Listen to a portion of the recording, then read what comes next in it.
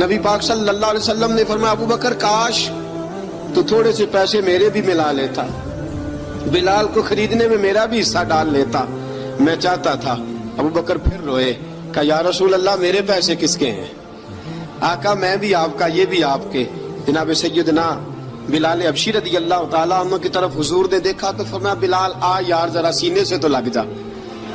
اب حضرت بلال دوڑے، جب رسول پاک کے سینے سے لگے تو ایک جملہ میرے محبوب کی زبان سے فرمایا بلال تو نے بڑی سختیاں برداشت کی ہیں، تجھے میرا اللہ ہی جزا عطا فرمائے گا، تو نے بڑے دکھ دیکھے ہیں۔